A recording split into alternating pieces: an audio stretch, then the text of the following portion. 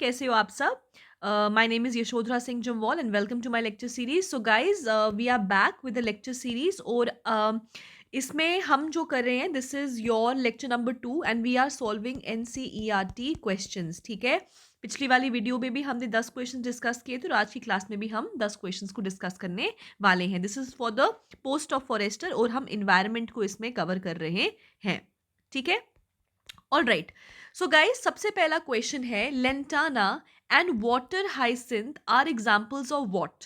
Is it a keystone species, is it a invasive alien species, a flagship species और an indicator species? देखो, जो lantana, ठीक है, ये आपका क्वेश्चन है, इधर इधर करते हैं, ठीक है? देखो, आपका जो लेंटाना कमारा है ना, और water hyacinth, These both are basically invasive alien species. देखो क्या होता है ना, जो आपके स्पीशीज होते हैं ना, वो दो टाइप के हो सकते हैं. They can be your native species and they can be your non native species. Native species होते हैं जो किसी जगह को बिलोंग करते हैं, जो जहां पाए जाते हैं उसी जगह को बिलोंग करते हैं. और नॉन नेटिव होते हैं जो जहां पे पाए जाते हैं वो उस जगह को बिलोंग नहीं करते हैं, ठीक है? और इन्वेजिव एलियन स्पीशीज भी वही होते हैं कि जो स्पीशीज अगर इस जगह पे पाए जा रहे हैं तो बेसिकली वो ओरिजिनली यहां को बिलोंग नहीं करते हैं.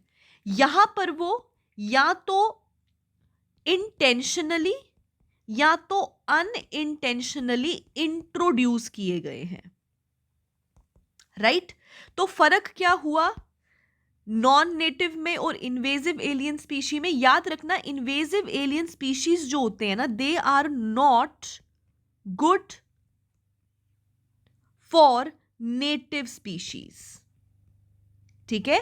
सो नॉन नेटिव होते हैं और जब भी इंट्रोड्यूस होते हैं तो जो वहां की नेटिव स्पीशीज होती हैं, जो स्पीशीज वहां को बिलोंग करती है ना, उनको हार्म करना शुरू कर देती हैं. उनको बोला जाता है इन्वेजिव एलियन स्पीशी. और अगर आपको याद होगा, हम लोगों ने हमारे प्रैक्टिस सेट्स में बात किया था ईविल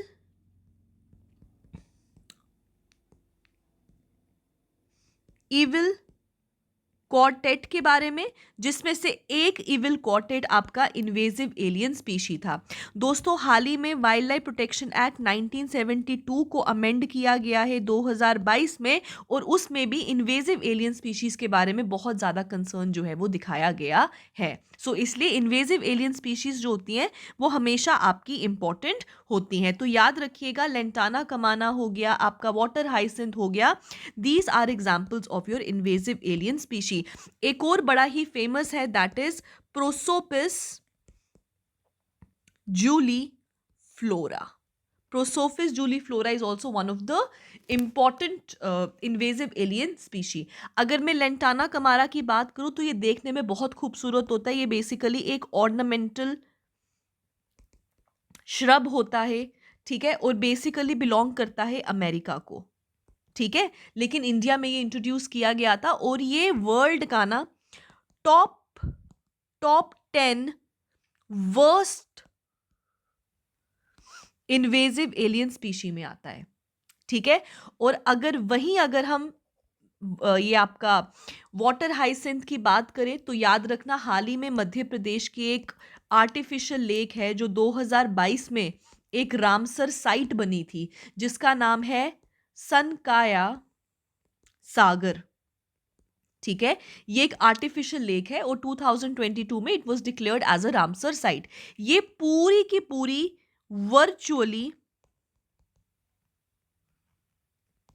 वर्चुअली फिनिश हो गई है, मतलब वर्चुअली एग्जिस्ट नहीं करती अब. अगर आप देखोगे तो दिखता ही नहीं है कि लेक है, क्योंकि जो वाटर हाइसिंथ होती है, आप इसकी प्लीज एक बारी फोटोग्राफ देख लेना, ये पूरे पानी पर ना ऐसे करके खिल जाती है. तो पूरे पानी का सरफेस जो है वाटर हाइसिंथ कवर कर लेता है, ठीक है? जिसकी वजह से सनकाया सागर जो है वो वर्चुअली जो है वो फिनिश हो चुकी है, ठीक है? डिसअपेयर होगी है रादर, ठीक है? सो याद रखिएगा इसको भी, ठीक है? एक और चीज याद रखिएगा, आपको स्टैटिक के पॉइंट ऑफ व्यू से इंपॉर्टेंट है, जो वाटर हाइसिंथ है it is known by different names. Just a second please.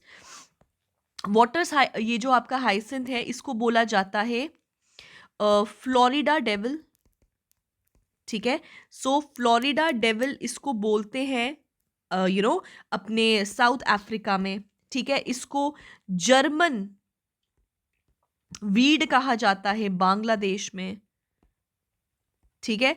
और इसको इंडिया में टेरर ऑफ बंगाल कहा जाता है, ठीक है। सो याद रखिएगा ये सारे पॉइंट्स जो हैं हमने कवर कर लिए। तो अगर आपको इस क्वेश्चन में अब कुछ भी पूछा जाएगा, आई एम श्योर आप उसको हैंडल कर सकते हो। सो अगर पूछा जाए आपसे कि बताओ लेंटाना कमारा और वाटर हाइसिंथ किसके एग्जाम्पल हैं, तो now we know these are invasive alien species, ठीक है।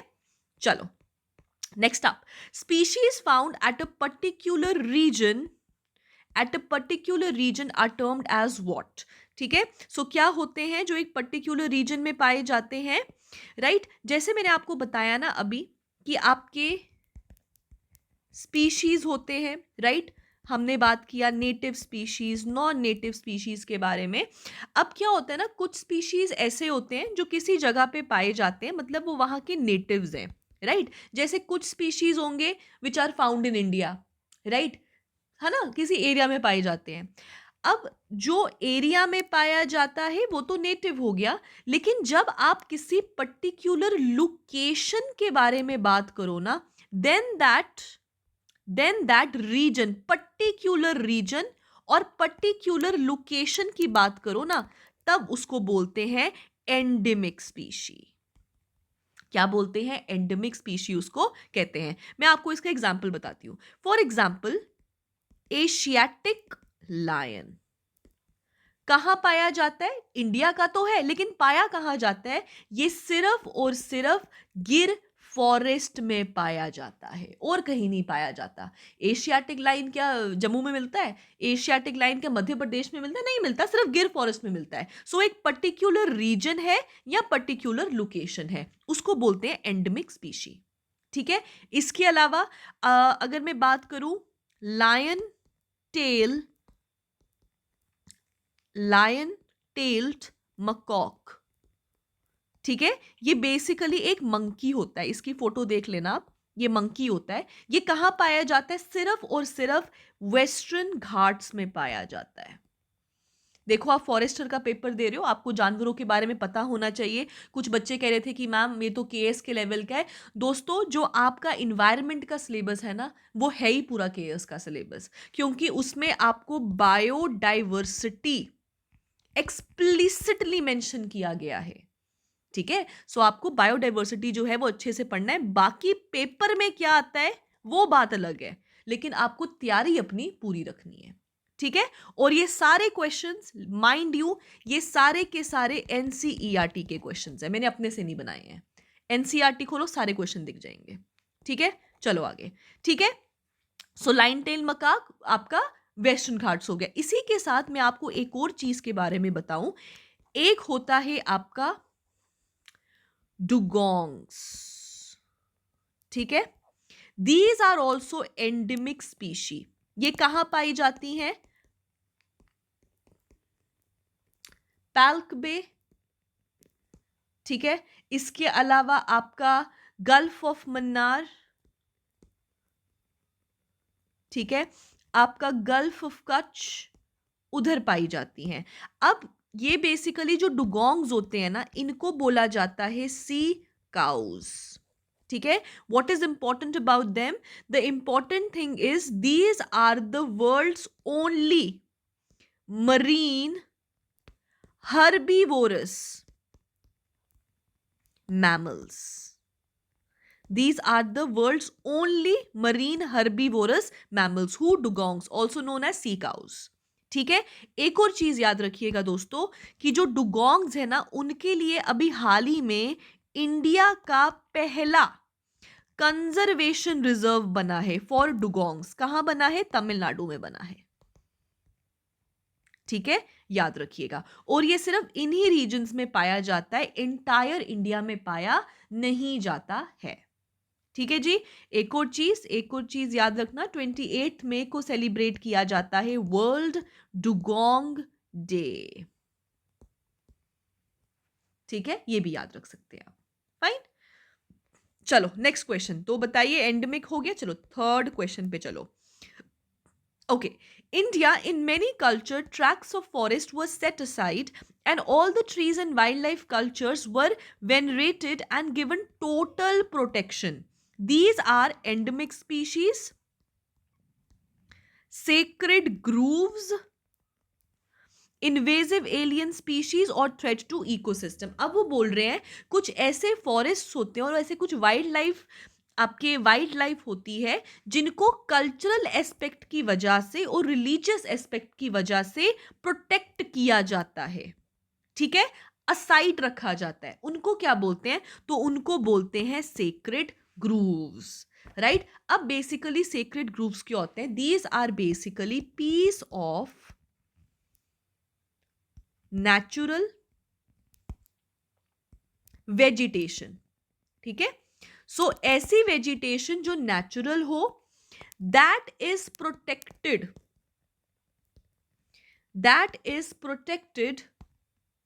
बाय अ सर्टन या सर्टेन कम्युनिटी, ठीक है, ड्यू टू religious reasons, उनको बोला जाता है सेक्रेड ग्रूव्स। देखो नाम ही सेक्रेड है, सेक्रेड मतलब पाक, राइट। सो रिलीजियस रीजंस की वजह से आप उनको मारते नहीं हो, मारते क्या हो मतलब काटते वाटते नहीं हो, डिस्ट्रक्शन नहीं करते, मतलब these are basically virgin forest, shrubs, vegetation जिनको रिलीजियस पॉइंट ऑफ व्यू के लिए उनको सेट असाइड किया जाता है, ठीक है। अब याद रखिएगा wild life protection act 2002 amendment जब किया गया था ना, उसमें सेक्रेड ग्रुप्स को कंजर्व करने के बारे में बात किया गया था, ठीक है।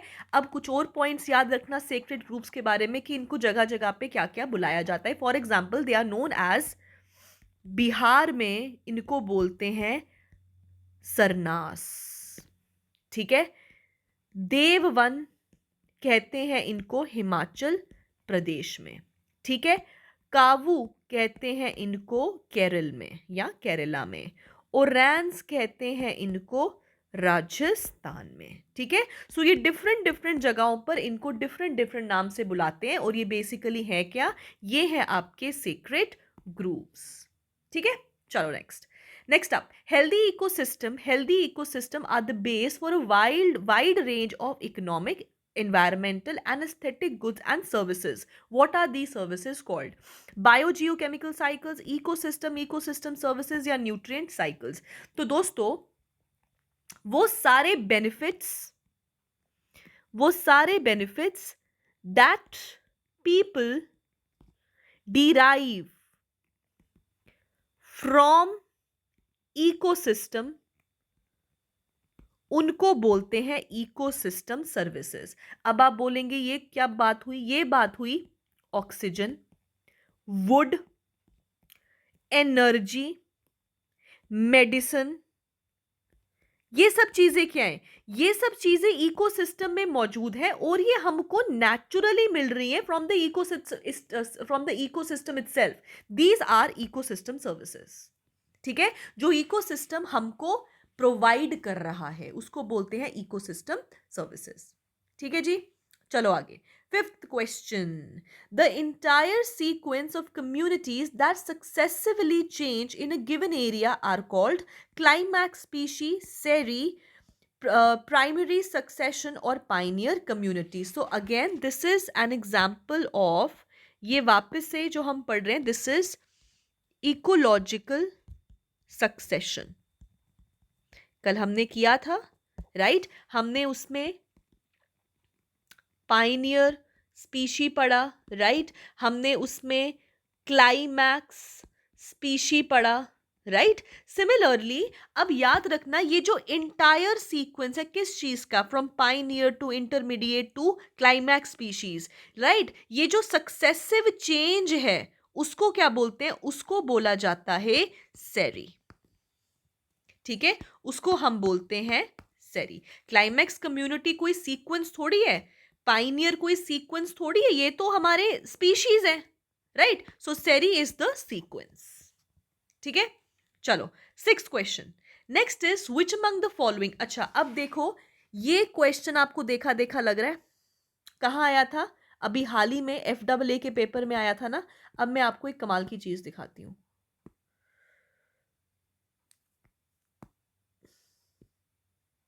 ये क्वेश्चन देख रहे हो आप?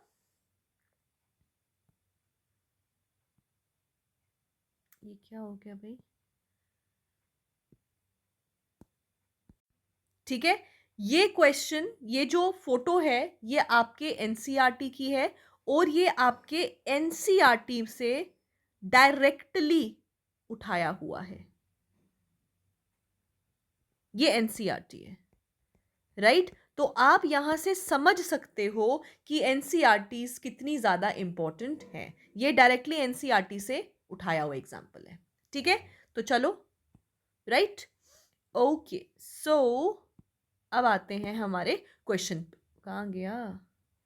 अब आते हैं हमारे क्वेश्चन पे. तो बताइए क्या है एग्जाम्पल फूड चेन का? तो ग्रास, गोट एंड मैन. ठीक है, so this is the correct sequence.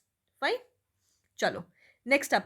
मैंने इस क्वेश्चन को डिस्कस इसलिए नहीं किया क्योंकि हम इसको ऑलरेडी हमारे प्रैक्टिस सेट्स में भी डिस्कस कर चुके हैं और साथ ही साथ हम इसको अपने जो मैंने वीडियो बनाई थी जीएस की एनालिसिस के ऊपर उस पर भी डिस्कस किया. इसलिए I am not spending so much time on this. ठीक है, चलो next up. 7th, GPR minus R is what. So what is GPR? First of all पहले वही कर लेते हैं. GPR, चलो देखो, हम इधर बात कर रहे हैं प्रोडक्टिविटी की. देखो, एक इकोसिस्टम कितना हेल्दी होगा वो किस पे डिपेंड करता है? वो डिपेंड करता है कि कितने एफिशिएंटली उसके प्रोड्यूसर्स फंक्शन कर रहे हैं, राइट? अब सिर्फ प्रोड्यूसर्स अच्छे से फंक्शन कर रहे हैं, सिर्फ वो काफी तो नहीं है. इकोसिस्टम की हेल्थ उस पर भी डिपेंड कर रही है कि कितने एफिशिएंटली कंज्यूमर्स प्रोड्यूसर्स की एनर्जी को डिराइव कर पा रहे हैं. मतलब कंज्यूमर्स की एफिशिएंसी पर भी डिपेंड करता है और प्रोड्यूसर्स की भी एफिशिएंसी पे डिपेंड करता है. जब हम एफिशिएंसी ऑफ द प्रोड्यूसर्स की बात करें तो उसको बोला जाता है प्राइमरी प्रोडक्टिविटी. और जब कभी कंज्यूमर्स की एफिशिएंसी की बात हो तो उसको बोला जाता है सेकेंडरी प्रोडक्टिविटी. क्लियर हो गया? अब प्राइमरी प्रोडक्टिविटी फर्दर दो में डिवाइडेड है, known as gross primary productivity and net primary productivity. ठीक है जी. नाउ अब देखो, ग्रॉस प्राइमरी प्रोडक्टिविटी होता है. देखो, प्राइमरी प्रोडक्टिविटी क्या हो गया? कितने एफिशिएंटली प्रोड्यूसर्स काम कर रहे हैं. प्रोड्यूसर्स की एफिशिएंसी का मतलब क्या हो गया? कितने एफिशिएंटली सोलर रेडिएशंस को एब्जॉर्ब कर रहे हैं और बेसिकली ऑर्गेनिक मैटर को प्रोड्यूस कर रहे हैं. ऑर्गेनिक मैटर ही तो हुआ, फोटोसिंथेसिस कर रहे हैं तो एनर्जी तो डिराइव कर रहे हैं अपने लिए, राइट? और इसी फोटोसिंथेसिस से कार्बन फिक्सेशन हो रहा है, ऑर्गेनिक मैटर हो रहा है, ऑक्सीजन रिलीज हो रहा है, right? So this is all primary productivity. ठीक है, अब देखो कितने एफिशिएंटली प्रोड्यूसर्स ने सोलर रेडिएशन से फोटोसिंथेसिस किया है. मतलब बायो मास का प्रोडक्शन किया है, उसको बोलते हैं ग्रॉस प्राइमरी प्रोडक्टिविटी. ठीक है, अब इससे हुआ क्या? बेसिकली इससे एनर्जी बनी, राइट? अब जब जो आपके कंज्यूमर्स हैं वो प्रोड्यूसर्स के ऊपर फीड करेंगे तो इसी एनर्जी को तो अपने अंदर लेंगे, राइट? लेकिन याद रखना, प्रोड्यूसर्स की सारी एनर्जी कंज्यूमर्स में नहीं जाएगी. क्यों नहीं जाएगी? क्योंकि ये सारी एनर्जी सिर्फ फोटोसिंथेसिस में थोड़ी ना यूज होगी. उसमें कुछ ना कुछ आपके लॉसेस होंगे, जो है आपका रेस्पिरेशन लॉस. इसको बोला जाता है नेट प्राइमरी प्रोडक्टिविटी. ठीक है। So basically gross primary productivity में से जब आप रेस्पिरेशन लॉसेस को एक्सक्लूड कर दो, माइनस कर दो, उसको बोला जाता है नेट प्राइमरी प्रोडक्टिविटी। ठीक है, याद रखिएगा। ठीक है, चलो question number 8, the green plants of an ecosystem are called what? So we know that हमने पढ़ा था जो आपके बायोटिक कंपोनेंट्स होते हैं, जो आपके बायोटिक कंपोनेंट्स होते हैं इकोसिस्टम के, they are of two types, which is producers and consumers, right? Producers are called autotrophs and consumers are called heterotrophs, right? Producers are further of two types, which are photoautotrophs and chemoautotrophs. जिनको नहीं पता है, go to my lecture series in the playlist और वहां पे जाके पढ़ लीजिए इसको। ठीक है, और ये जो होते हैं प्रोड्यूसर्स, ये बेसिकली कौन है? जो अपना खाना खुद बनाते हैं, हु मैन्युफैक्चर और मेक देयर ओन फूड। अपना खाना खुद प्रोड्यूस कर रहे हैं, इसलिए इनको हम प्रोड्यूसर कहते हैं। और खुद खाना कौन बनाता है अपना? वो है ग्रीन प्लांट्स। तो बताइए, green plants in the ecosystem are called producers. ठीक है, चलो next up, question number 9, based on the source of nutrition or food, organisms occupy a specific place in the food chain, that is trophic level, food chain, food web और biomass। देखो food chain और food web तो हो नहीं सकता। food chain तो हो गया who eats who, food web हो गया interconnected food chains, और biomass हो गया आपका dry weight। ठीक है, मैं बायोमास भी अच्छे से करवाऊंगी किसी और क्वेश्चंस के थ्रू। ठीक है, देखो ट्रॉफिक लेवल क्या हो गया? ट्रॉफिक लेवल हो गया, फॉर एग्जांपल ये आपका ग्रास है, ग्रास को खाया ग्रास हॉपर ने, ग्रास हॉपर को खाया स्नेक ने, स्नेक को खाया हॉक ने। This is sequence of the food chain. ये इसको खा रहा है, ये इसको खा रहा है, ये इसको खा रहा है।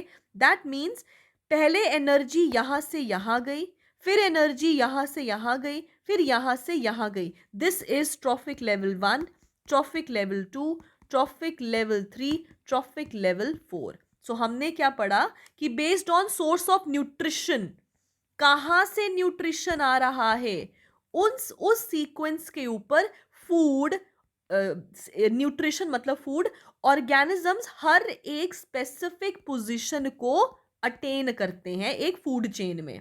ठीक है, उसको क्या बोलते हैं? उसको बोलते हैं ट्रॉफिक लेवल। ठीक है, चलो नेक्स्ट अप वी हैव ये वाला क्वेश्चन।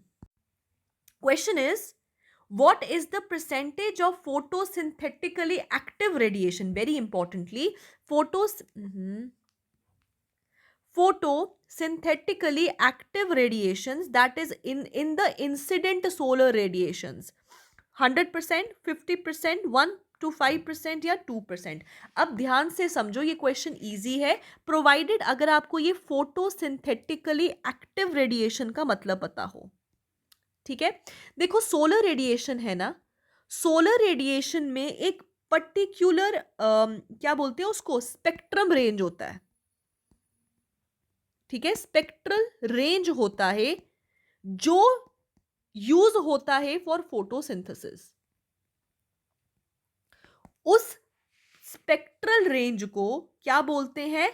फोटोसिंथेटिकली एक्टिव रेडिएशन कहते हैं। मतलब सोलर रेडिएशन की कुछ परसेंटेज की रेडिएशंस होती हैं जिनको प्रोड्यूसर्स यूज कर सकते हैं फॉर फोटोसिंथेसिस, उसको बोलते हैं फोटोसिंथेटिकली एक्टिव रेडिएशंस। ठीक है, याद रखना ये आपका मतलब it constitutes the light of like 400 to 700 nm। ठीक है, उसका वेवलेंथ, राइट, जो एब्जॉर्ब किया जा सकता है बाय द क्लोरोफिल पिगमेंट। ठीक है, इसको मैं किसी और लेक्चर में अच्छे से करा दूंगी, मतलब स्पेक्ट्रम रेंज को अलग से, बट अभी के लिए आप इसकी डेफिनेशन को याद रखना। तो अगर हम बात करें कि भैया इस सोलर रेडिएशन की कितनी ऐसी परसेंटेज ऑफ रेडिएशन होती है जिसको यूज किया जा सकता है फॉर फोटोसिंथेसिस, तो भैया वो कितनी होती है? तो याद रखिएगा वो होती है लेस देन 50%। ठीक है? Basically it is approximately 50%, approximately, या फिर अराउंड 50%।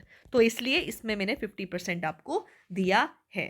सो याद रखिएगा अराउंड 50% ऑफ द एनर्जी जो होती है that is photosynthetically active radiation. ठीक है? So thank you so much guys, I hope that this lecture was helpful to you. आपको इस लेक्चर में कुछ नया सीखने को मिला। Or if you like the video, do not forget to like, share, and subscribe. And do not forget to give a heart in the comment section. Thank you and have a nice day.